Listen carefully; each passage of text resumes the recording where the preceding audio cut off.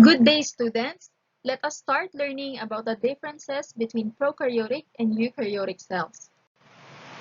For our most essential learning competencies, let us distinguish prokaryotic versus eukaryotic cells according to their distinguishing features, classify different cell types, and specify their functions.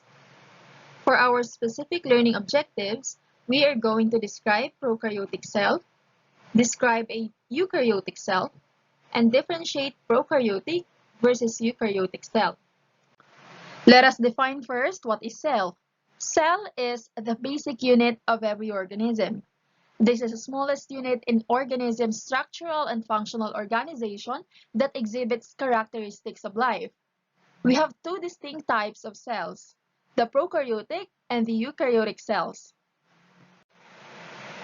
What are the organisms under prokaryotic and eukaryotic cells? The examples of prokaryotic cells are the organisms under the domain bacteria and archaea. All organisms under bacteria and archaea are unicellular, meaning they are composed only of one cell. Eukaryotic cells, on the other hand, includes protists, fungi, animals, and plants. These organisms can be either multicellular, which means they are composed of many cells, or unicellular, which means they are composed of only one cell.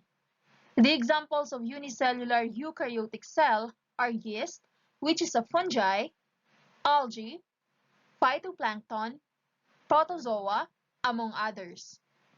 Let us look at some examples of prokaryotic and eukaryotic cells.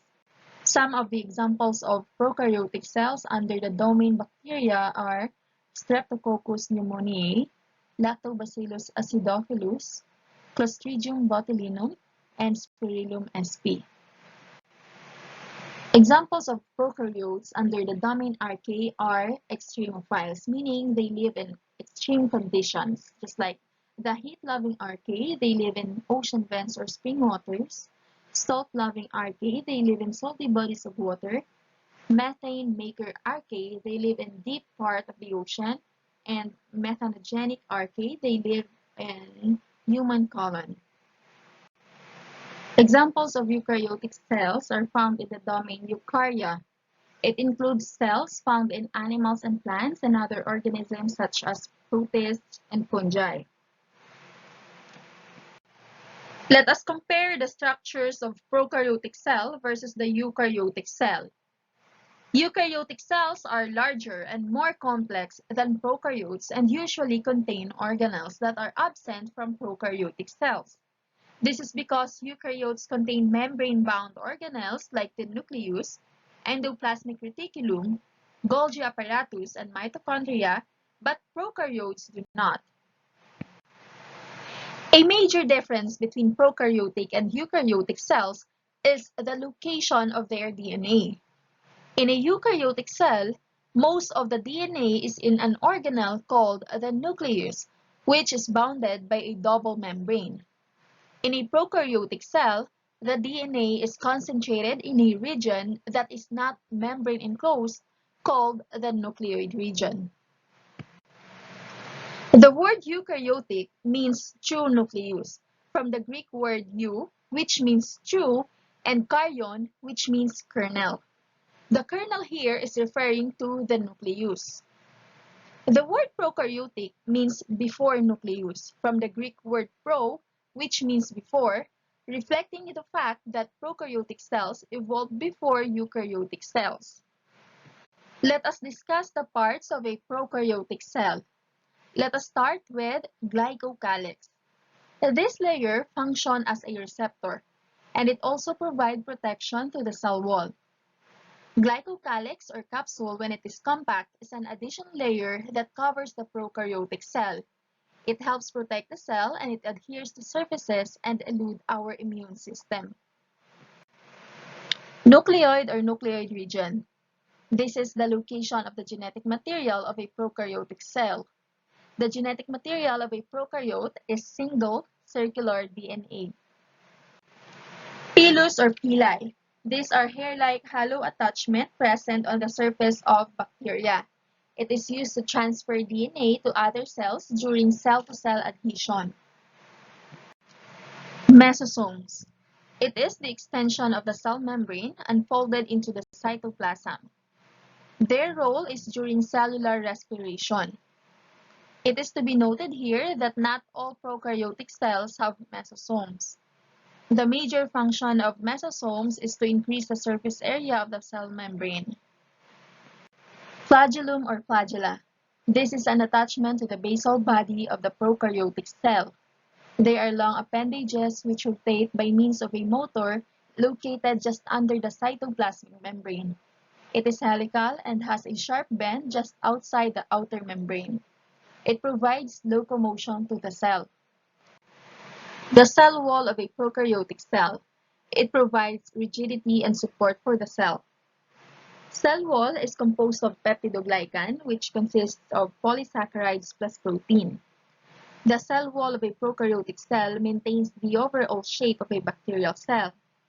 The three primary shapes in bacteria are coccus or spherical, bacillus or rod-shaped, and spirillum, which is spiral. Mycoplasma are bacteria that have no cell wall and therefore have no definite shape. Membrane. These are small hair-like structure of the prokaryotic cell that helps in attachment with surfaces and other bacteria while mating. Inclusions or granules. These are like the vacuoles of a eukaryotic cell. It helps in storage of carbohydrates, glycogen, phosphate, fats, and the form of particles which can be used when needed. Ribosomes. Just like in eukaryotes, these are tiny particles which help in protein synthesis. The cell membrane. This is composed of thin layer of protein and lipids that surround cytoplasm and regulate the flow of materials inside and outside the cell. One example of an extreme survival strategy employed by certain low gram-positive bacteria is the formation of endospores.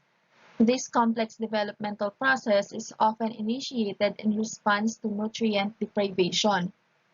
It allows the bacterium to produce a dormant and highly resistant cell to preserve the cell's genetic material in times of extreme stress.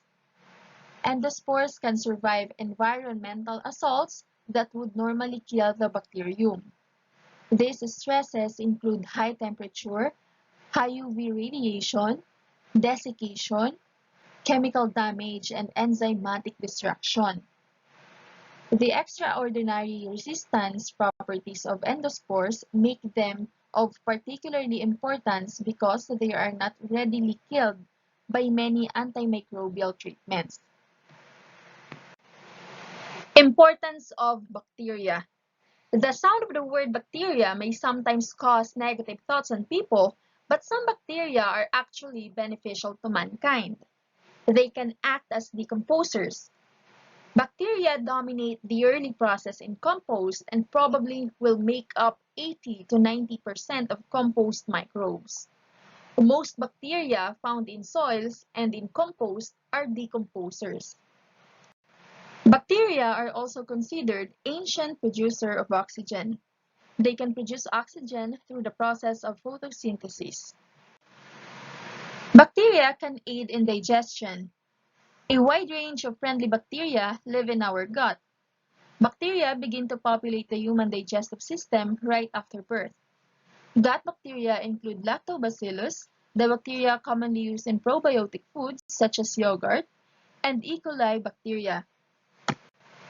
Bacteria can help in nitrogen cycle. These bacteria are called nitrogen-fixing bacteria. Nitrogen-fixing bacteria can transform atmospheric nitrogen into fixed nitrogen in the nitrogen cycle. Nitrogen-fixing bacteria are known to form symbiotic associations with some members of all major group of plants as well as with some fungi. Bacteria are used in genetic engineering purposes. They can be genetically modified to produce useful human proteins such as human growth hormone and human insulin. Genetic engineering can be used to create organisms that produce large amounts of useful substances. For example, Bacteria can be engineered to produce human insulin to treat diabetics.